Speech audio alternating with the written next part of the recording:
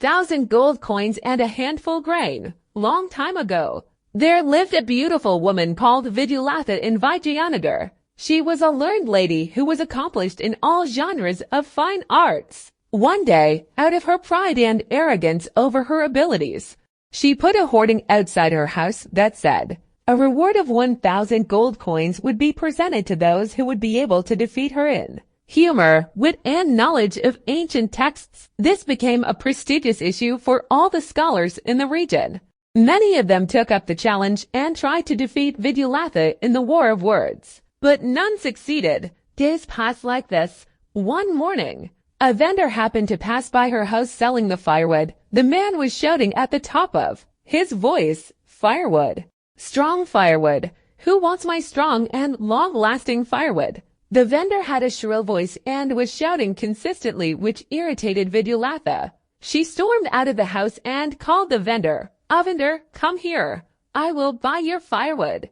Just tell me how much do you want for it, but please stop shouting." The vendor replied, "Madam, I will not sell this for money. If you can give me a handful grain, I will readily give you all the firewood that I have." The vendor said, "I need a handful grain, madam."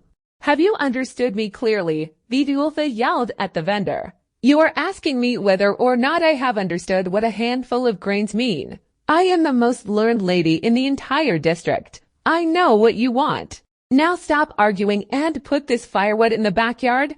The persistent vendor said, "Madam, I pity you. You really do not know what I want. If you cannot pay the price, you should pay me 1,000 gold coins and wipe the invitation hoarding on the compound wall."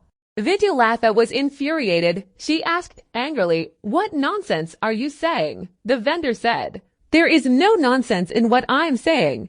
I told you the price and you agreed for it. Now if you cannot pay the price, you must give me 1,000 gold coins, for you have clearly failed to understand what I meant. And considering that, I have defeated you in the war of words."